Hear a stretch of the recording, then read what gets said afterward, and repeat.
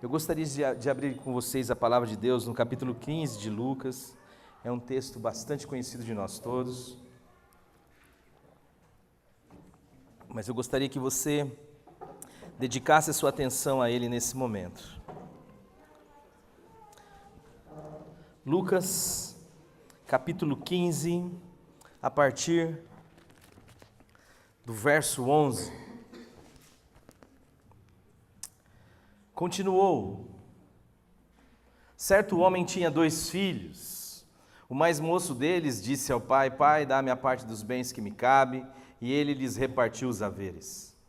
Passados não muitos dias, o filho mais moço, ajuntando tudo o que era seu, partiu para uma terra distante e lá dissipou todos os seus bens, vivendo de forma dissoluta. Depois de ter consumido tudo, sobreveio àquele país uma grande fome e ele começou a passar necessidades. Então ele foi e se agregou a um dos cidadãos daquela terra, e este o mandou para os seus campos a apacentar os seus porcos. Ali desejava ele fartar-se das alfarrobas que os porcos comiam, mas ninguém lhe dava absolutamente nada. Então, caindo em si, disse: Quantos trabalhadores de meu pai têm pão com fartura, e eu aqui morro de fome? Levantar-me-ei, irei ter com meu pai, e lhe direi: Pai, eu pequei contra o céu e diante de ti, já não sou digno de ser chamado teu filho, trata-me como um dos teus trabalhadores. E levantando-se foi para o seu pai. Vinha ele ainda longe, quando seu pai o avistou e, compadecido dele, correndo, o abraçou e o beijou. E o filho lhe disse: Pai, eu pequei contra o céu e diante de ti, e não sou digno de ser chamado teu filho. O pai, porém, disse aos seus servos: Trazei depressa a melhor roupa, vestiu, põe-lhe um anel no dedo e sandália nos pés. Trazei também e matai um novilho cevado, comamos e regozijemo-nos, porque este meu filho estava morto e reviveu, estava perdido e foi achado. E começaram a regozijar-se. Ora, o filho mais velho estivera no campo e, quando voltava, ao aproximar-se da casa, ouviu as músicas e as danças. Chamou um dos criados e perguntou-lhe o que era aquilo. E ele informou: Veio teu irmão e o teu pai mandou matar um novilho cevado, porque o recuperou com saúde. Ele se indignou e não queria entrar. Saindo, porém, o pai procurava conciliá-lo. Mas ele respondeu ao seu pai: Há tantos anos que te sirvo sem jamais transgredir uma ordem tua, e nunca me destes um cabrito sequer para eu me alegrar com os meus amigos. Vindo, porém, esse teu filho, que desperdiçou os teus bens com meretrizes, tu mandastes matar para ele um novilho cevado. Então lhe respondeu o pai: Meu filho, tu sempre estás comigo, tudo que é meu é teu. Entretanto, era preciso que nos regozijássemos e nos alegrássemos, porque este teu irmão estava morto e reviveu, estava perdido e foi achado. Espírito Santo, essa é a tua palavra e nós pedimos que o Senhor produza vida a partir dela em nossos corações. Que o Senhor sare as nossas almas, que o Senhor vivifique, Senhor, o nosso espírito, que o Senhor nos exorte por meio dela, em nome de Jesus, e nos dê esperança por meio dela. Amém. Bom, esse texto é um texto que, de fato, ele é bastante polissêmico, você pode ter várias interpretações ou sentidos a partir dele, mas hoje eu gostaria de trabalhá-lo a partir de uma conversão genuína, uma ideia que envolve essa realidade do que é, de fato, experimentar esta obra de conversão, de mudada de rumo, de mudança de rumo, de mudança de mente. Eu olho para esse texto e vejo que, de forma alegórica, ele é a história de cada um de nós que aqui está.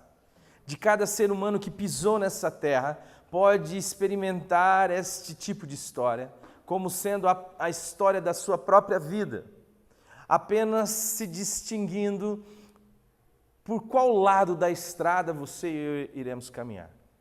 O texto aponta para 2 pessoas como 2 filhos em sua relação, na falta da relação com esse pai. E a maneira como esse pai atua, age e trata com estes 2 filhos. Talvez você tenha a sua identidade mais próxima do filho que saiu.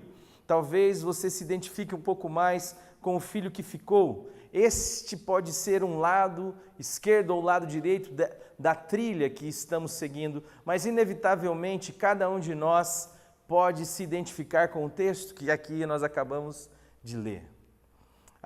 Em algum momento, eu e você, diante daquilo que o Pai, afinal de contas, essa é a revelação sobre Deus trazida por Jesus, de que Deus é Pai.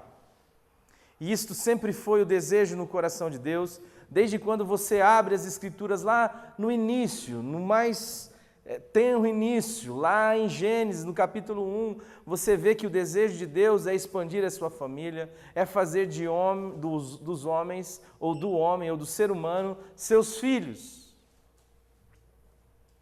Mas a narrativa de Gênesis também aponta para um momento de rompimento, de ruptura, de emancipação, de um momento onde, de alguma forma, os teólogos descrevem como uma queda abrupta, um momento de declínio absoluto. E isso é descrito no capítulo 3 de Gênesis, falando sobre um momento onde o homem busca autonomia. A palavra de Deus vai dizer que Deus, como é próprio do seu ser libertador e amoroso, e o amor não aprisiona, Ele diz e dá uma ordem que se expressa pela liberdade. O nosso olhar está tão enviesado que a gente pensa, quando lê o texto, de que a ordem de Deus está na negativa e não na afirmativa. Mas o texto diz que de todas as árvores dos jardins eram para a gente poder comer de forma livre. Ordenou o Senhor Deus, dizendo, de todas as árvores dos jardins comerás livremente. E o que o Senhor faz no segundo momento é avultar a consciência, é dizer, exceto uma. E por que esta uma não? Porque esta uma é a árvore do conhecimento do bem e do mal. E ela tem como efeito colateral a morte. De toda a árvore do jardim você pode comer livremente, mas eu excetuo a árvore do conhecimento do bem e do mal, porque no dia em que dela comerdes, certamente morrerás. Não é eu quem lhe mato, é você quem morre. E esta árvore nada mais é do que este momento em que o jovem, o filho mais moço, chega para o pai e diz assim, pai, dá-me a parte dos bens que me cabe. Ele acha que ele pode ser autônomo, independente da relação dele com o pai. Ele acha que tudo que Deus criou, tudo que o pai tem, é de fato um direito dele.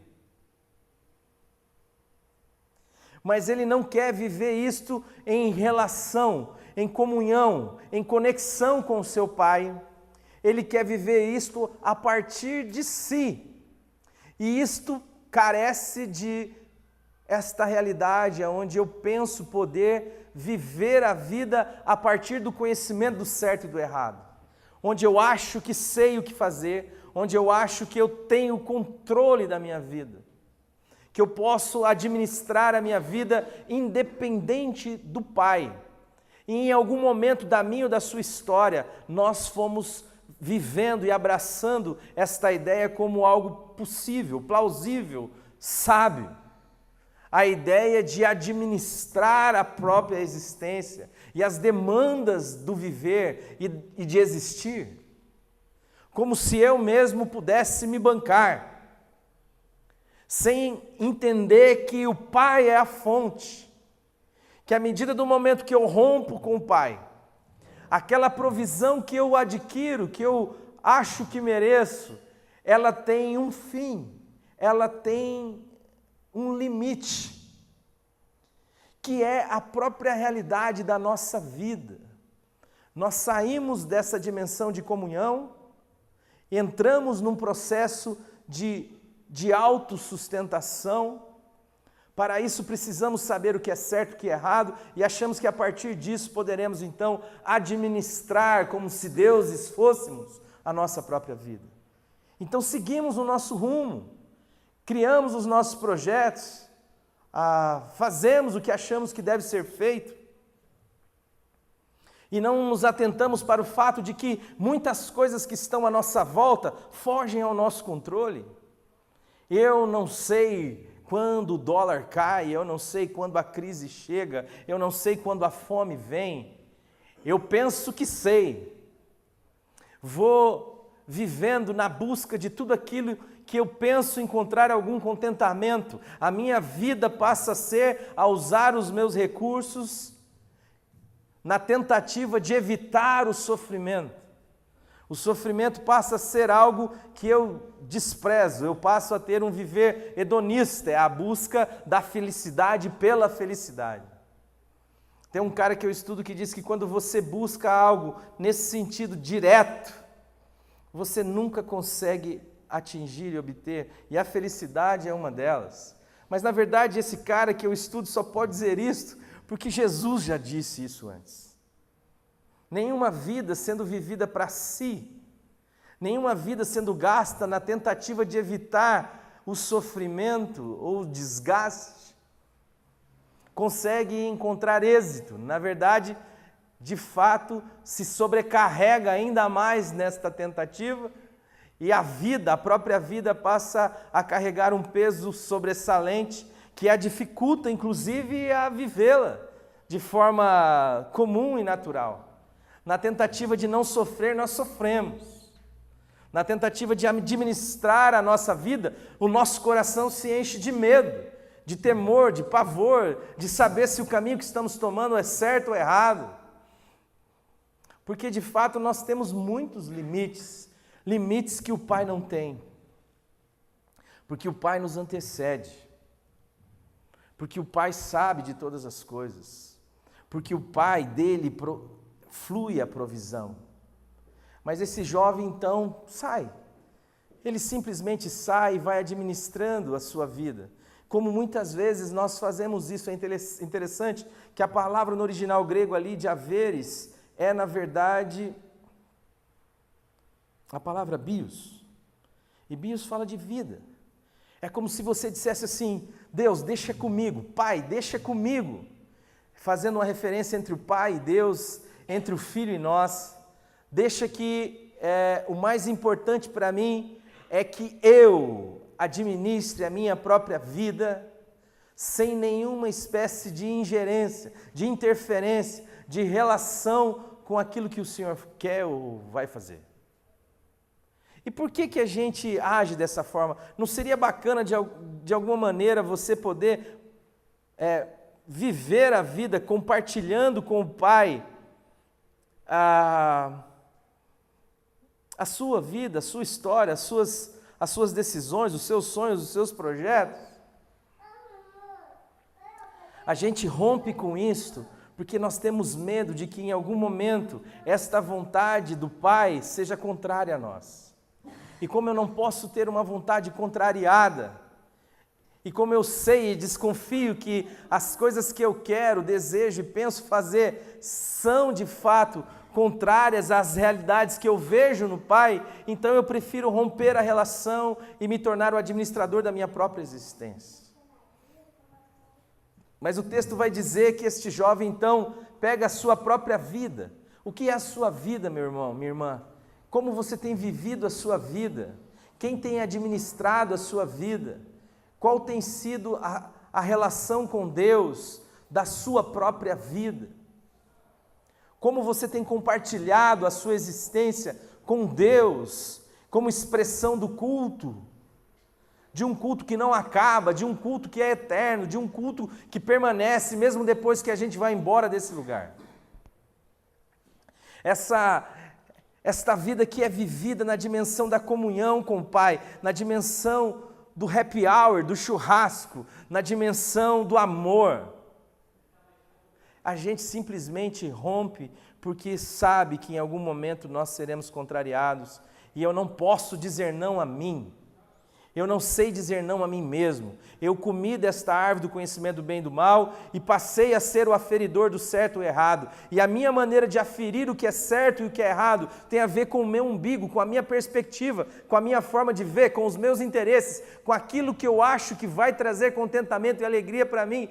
E isto não necessariamente baterá com aquilo que o Pai diz que é bom e com o que o Pai diz que é ruim. Então eu vou tocando a minha vida, eu vou vivendo a minha vida, e este filho abraça uma estrutura dissoluta, ele pega um caminho da dissolução, ele vai se dissolvendo no processo. Ele vai caminhando, ele vai andando, ele vai cuidando da sua vida, e à medida que ele vai cuidando da sua vida, ele vai se distanciando da casa, e quando vê, ele está num lugar muito ruim. Tem gente que faz isso com a sua vida, ela vai vivendo de uma forma tão desordenada, ela perde tanto o controle das suas pulsões, paixões, que ela se dá ao pecado e ela vai vivendo esta realidade. E a Bíblia aponta para esta estrutura onde ele chega e busca de alguma forma associar-se aos homens daquela terra, como nós fazemos. Nós muitas vezes vamos procurar ajuda nas pessoas desse mundo, como se elas pudessem trazer alguma palavra que fosse verdadeiramente sábia, de fazer com que eu e você retrocedêssemos da nossa loucura. Mas na verdade o que nós buscamos é um aliado para os nossos projetos. Nós buscamos é alguém que diga, não, é assim mesmo. Se alguém diz algo diferente, você normalmente exclui essa pessoa da sua relação. Se alguém diz assim, fulano, o caminho que você está tomando é complicado, ela então prefere não comer lanche mais com aquela pessoa. Mas a figura montada ali é de um jovem que começou no seu coração a distanciar-se do pai, a alimentar na sua mente a possibilidade de que ele era capaz de viver independente do pai, e o pai aqui é Deus, e o filho somos nós. Mas essa distância foi se dando, esse caminho foi se estendendo, que chegou uma hora, o filho do pai estava servindo como pastor de porcos. Isto fala da indignidade do ser. Tem gente que abraça essa estrutura e vai para o oposto. Você e eu fomos criados para sermos filhos e filhas de Deus. E às vezes a nossa vida, quando alguém olha, está tão permeada de indignidade que a casa do Pai, Deus, não é nem referido. Estamos tão distantes daquilo que era a razão, a origem, o sentido da nossa existência, de ser alguém que expressa Deus, que a criação toda a olhar visse Deus, que expressa o seu caráter e a sua forma de governar, como está lá em Gênesis 1:26, façamos o homem à nossa imagem, conforme a nossa semelhança, e governe ele sobre todas as coisas. Que quando alguém olha, diz, jamais esse jovem, jamais esta pessoa, de fato, teve uma origem na casa do Pai. Olha e vê, que indignidade. Mas esse jovem, o texto vai dizer que em algum momento ele tem uma experiência surreal. E esta é uma experiência que eu e você precisamos ter. E que experiência é essa? A experiência do cair em si. Do cair em si. De ter um mínimo de sobriedade, de consciência, de luz. E essa luz é dada pela palavra de Deus. E este jovem, neste momento de lampejo de lucidez, ele diz, o que eu estou fazendo da minha vida? Nem os trabalhadores do meu pai passam pelo que eu estou passando. Lá eles têm pão com fartura, mas eu aqui morro de fome. A distância pode ser medida no sentido, na perspectiva ontológica, entre a fartura e a fome. Entre o que é ser filho do pai e o que ele se tornou. Ela é intransponível. Mas ele começa então num processo de voltar. E este é o processo que todos nós precisamos experimentar. Um processo de mudança de sentido, de mudança de mente, de metanoia, de andar no sentido contrário da onde a nossa vida sem Deus estava nos levando. É olhar para a casa do Pai e falar: eu vou para lá. Eu fui me afastando, hoje a distância que eu percorri é a distância entre a fartura e a fome. É de um polo ao outro. E eu não sei mais nem quem sou. Isto é evidente pelo fato de que o desconhecimento do caráter e da figura do Pai é tão abrupta, que ele confunde o Pai como um patrão. Ele diz assim: não dá para eu voltar lá e querer ser filho, mas dá para eu voltar lá e pedir um emprego. Eu quero fazer desta nova consciência e desta humilhação uma moeda de barganha. Porque conforme a gente vai se afastando de Deus, a gente começa a confundir Deus com um patrão. A gente começa a achar que Deus lida conosco na perspectiva das barganhas. É por isso que as igrejas lotam. Porque quando é barganha, isto me interessa. Porque eu tenho a sensação de que posso restituir, retribuir Deus ou o Pai por uma situação melhor. Tá certo que eu não quero nem ser filho, eu quero ser no máximo um empregado, um serviçal. Jesus olhou para os seus e disse: eu já não vos chamo mais servos, mas eu vos chamo amigo, porque o servo não sabe o que faz o seu senhor, mas o seu amigo sabe. Às vezes nós voltamos com essa cabeça distorcida, achamos que a casa do Pai é um lugar de empregados. E a casa do Pai é um lugar de festa. E é isso que a gente acaba descobrindo. Esse jovem volta, esse jovem se arrepende. Esta é a figura do arrependimento. Quando João Batista estava batizando no Jordão e os sacerdotes, os saduceus e os fariseus vinham para serem batizados, ele olha para os caras e diz assim: pessoal, vocês estão de brincadeira com Moá. Raça de víboras, produzi, pois, frutos dignos de arrependimento. Você não pode chegar e dizer assim: eu me arrependo, e permanecer andando no mesmo sentido. Arrependimento pressupõe mudança de mente, conversão, pressupõe mudança de sentido. Eu estava me afastando, Pai, eu vou dizer assim: eu estou arrependido, Pai, e continuo andando na direção do chiqueiro. Não, é mudança.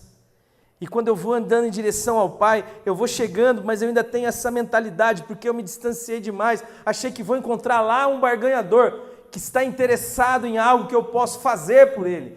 A palavra de alguém falou aqui hoje, o Roberto, nós servimos a um Deus que não pode ser servido por mãos humanas.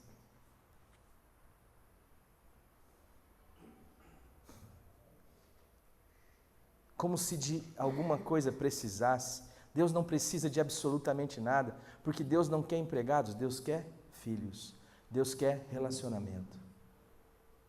Deus quer o seu coração.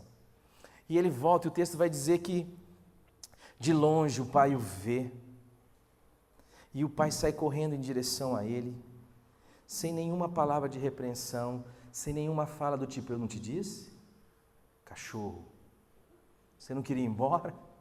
Agora vai lá com as suas negas lá, ué. Gastou todo o dinheiro, né, vagabundo?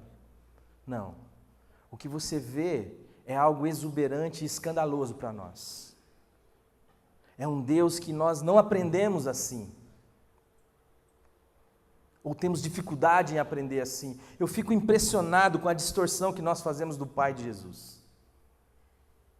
Falar do Pai de Jesus tal como Jesus falou Parece heresia na grande maioria dos lugares que você vai falar. Quando eu vou falar de relacionamento entre pais e filhos, eu gosto de apresentar o pai da parábola. E sempre que eu apresento um pai da parábola, a impressão que eu tenho, que eu crio no auditório que me ouve é: não dá, né? Não dá para o filho ter feito o que fez e eu chegar aqui e dar abraço e beijo nele. Não vai funcionar isso aí. Filhão, o pai da parábola é escandaloso mesmo. Mas se você quiser aprender a ser pai com o pai de Jesus, é para ele que você tem que olhar. E ele nos choca. Por quê? Uma vez uma senhora me disse assim: pastor, não sei mais o que eu faço com meu filho, porque ele chega bêbado todo final de semana em casa. E eu não consigo dormir, eu fico acordado, e quando ele chega eu ralho com ele. E eu disse: há quanto tempo isso, irmã? Ela falou assim: há 4 anos. Eu falei: nesses 4 anos não dá para a senhora perceber que não está funcionando? Por que a senhora não faz assim? A senhora não dorme? Não. Então faz o seguinte, amada, fica acordada e intercede pelo seu filho. Mas quando ele prepara uma canja, quando ele chegar bêbado, a senhora abraça o seu filho, beija o seu filho e diz a ele assim: filho amado, a mãe não pode concordar com esse tipo de vida, porque esse tipo de vida te mata. Minha mãe ama muito você, mas a mãe está orando aqui para que você caia em si, para que você perceba o que você está fazendo com a sua vida. Mas enquanto isso, a mamãe preparou uma canja aqui para você. Vem aqui que a mamãe quer te servir. Vamos ver, minha senhora, se ele aguenta isso, quanto tempo ele aguenta esse tipo de amor e de comunicação.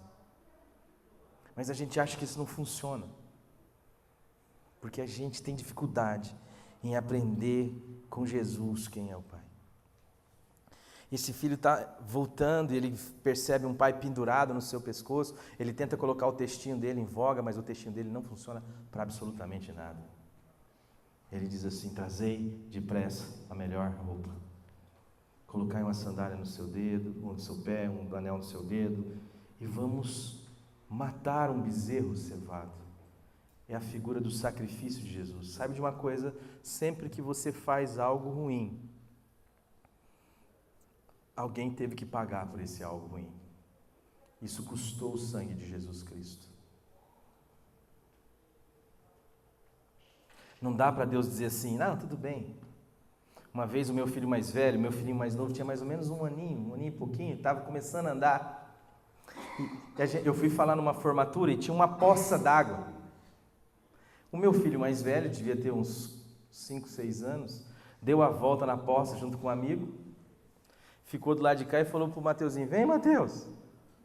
E aí o Mateuzinho foi no meio da poça. E aí eu flagrei aquilo, eu falei: meu, não acredito, irmão, que você está fazendo isso. Eu falei: não, Lucas, isso aí eu não vou aguentar não, você vai chegar em casa e vai ter que levar umas varadas. Não, pai, pelo amor de Deus, não, pai. Não, foi mal, não sei o quê. Falei: não, filho, não vai ter jeito, chegar em casa, onde você viu, filho? Olha a arquitetura que você fez da maldade aqui, cara, tal. E daí ele falou: não, mas pai, foi mal e tal. Falei: não tem conversa, filho. Chega em casa, a varinha vai comer na bunda. Cheguei em casa, Lucas, pro quarto. Pai, pelo amor de Deus, tá, e não sei o que lá. E pai, aquela converseira. Aí eu falei assim: então tá bom. O pai não vai te bater, mas alguém vai ter que apanhar. E daí eu abaixei a minha bermuda e peguei a vara e dei umas 4 varadas na minha perna, assim. Pá! Aí ele: pai, não! Calma, filho. Pá! Não, pai, por favor! Pá! Pai, por favor. Eu falei: filho, é isso que Deus fez com a gente. Não dá para alisar, dizer que está tudo bem. Isso custa, filho. A maldade, o pecado, custou. E aqui está um cordeiro inocente, um bezerro cevado. Imagine esse bezerro cevado, ele está lá Ele está lá no pasto, cara, ele está tranquilo, ele está comendo, ele está bebendo, ele está andando, de repente, chega um servo do senhor, do dono da casa, do pai, e olha e fala, ai, aquele bicho está gordinho. Daí ele fala, meu, que aquele cara está olhando esquisito para mim? Aí um boi fala assim, ixi, cara, o filho do velho chegou aí, cara. Mas o que eu tenho a ver com isso, cara? O cara faz as besteiras dele lá e agora o cara fica aqui comigo? Ixi, o cara está chegando, montou lá, me pegou, É o sangue inocente. É a mesma figura do animal que foi morto para cobrir o pecado de Adão. O seu pecado e o meu pecado custou o sacrifício do inocente Filho de Deus, do Cordeiro de Deus. A sua conversão só é possível pelo arrependimento e por causa do sangue do Cordeiro. É por isso que você pode entrar pelo novo e vivo caminho, confiadamente, por causa do sacrifício de Jesus. O Pai só pode fazer festa, celebrar, o Pai só pode perdoar, abraçar, só pode se alegrar, porque Jesus Cristo pagou o preço do meu e do seu pecado. Não para que você vivesse no chiqueiro, mas para que você pudesse se arrepender, mudar de vida e voltar para a casa do seu Pai. Só que tem gente que está o tempo inteiro na casa, mas não tem celebração no coração. Este é o outro lado da estrada. Existe um filho que fica e diz que está fazendo tudo certo o tempo inteiro, certo? Eu estou dizendo que essa é uma história de nós todos, você só precisa se identificar onde você está. Às vezes você é o cara que fez tudo errado, que tocou o terror, mas às vezes você é o cara que está tudo bem, que fez tudo certo, é o cara que pode dizer ao pai assim, pai, há quanto tempo te sirvo, sem jamais desobedecer uma das tuas ordens? Mas ainda assim ter o coração empedrado, incapaz de celebrar com misericórdia o fato de que o seu irmão estava morto e reviveu, estava perdido e foi achado. Nós achamos que conversão é comportamento. Nós temos alguém com comportamento dissoluto, achamos que conversão é alguém com comportamento adequado. Está os dois aí na parábola, e os dois distantes do pai. Tanto é que o filho diz assim, pai, há quanto tempo te sirvo? E o outro volta dizendo, eu não posso ser teu filho, mas eu posso ser teu empregado. Ou seja, a distância é a mesma. O pai é um patrão para os dois. E o pai espantado diz, filho amado, tudo que eu tenho é teu. Você não pegou o cabrito porque não quis. Tem gente assim, bem comportada, vindo na igreja, mas com um coração que só sabe acusar o outro, só sabe se ver melhor do que o outro. Este teu filho gastou todo o teu dinheiro com meretrizes, e tu mandaste matar para ele um bezerro. Mandei porque eu não contabilizo erros e não contabilizo acertos, porque isso inviabiliza a relação. Se você está com a sua esposa, com o seu namorado, com a sua namorada, porque ele acerta, ela acerta o tempo inteiro, então você não está com ela. Se essa for a condição, o dia que ele errar, você separa. A única coisa que justifica a relação é o amor. Deus não pode contabilizar os nossos acertos nem os nossos erros, porque Ele não trabalha com esse critério. A ideia com a qual Deus trabalha é a graça. E a graça não contabiliza. A graça faz o seu sol nascer sobre justos e injustos, e a sua chuva cair sobre maus e bons. Tanto o bom comportado quanto o mal comportado precisa de fato de arrependimento, de conversão, de uma viagem ontológica, de um retorno, de uma mudança de mente, não de uma mudança de comportamento, de uma mudança de coração. Eu não quero saber se você é bem comportado, se você está na igreja, se você está fora. Eu não quero saber se você é duas caras, se você está aqui dentro da igreja, ou se você está vivendo de forma dissoluta, às escondidas. Eu não quero saber de nada disso. Eu quero dizer para você que o seu lugar é na casa do seu pai, tendo comunhão com o seu pai. tendo relacionamento com o seu pai. E isto tem que estar visceralmente adequado, acordado com aquilo que vai no fundo do seu coração enquanto motivação e aquilo que habita a sua mente enquanto pensamento. Porque do lado de fora, meu povo, muita gente pode parecer adequada, mas a palavra de Deus diz que o nosso Deus não sonda como sonda, não avalia como avalia o homem, mas Ele sonda os corações e as mentes, para discernir as intenções e os pensamentos.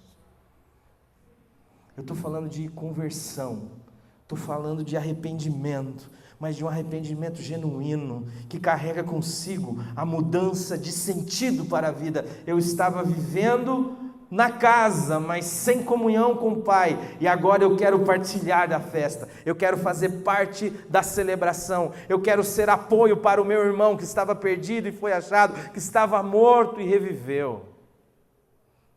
Eu quero ter o privilégio de abrir a geladeira da casa do meu pai e servir para quem quer que seja, porque há fartura na casa do meu pai, até os empregados se fartam na casa do meu pai. Eu quero ser um suporte para quem necessita, eu quero ser um com o meu pai. Se o meu pai é assim, eu sou assim também. Amados, isto é conversão, isto é arrependimento, isto é evangelho, isto é graça, e isto é como Deus age comigo e com você. Isso é como o Senhor está andando na minha e na sua direção, e como sempre andou. Nós, em um determinado momento, nos afastamos, e eu não quero que você entenda afastar-se como ter uma vida imoral. Às vezes a sua vida é moral.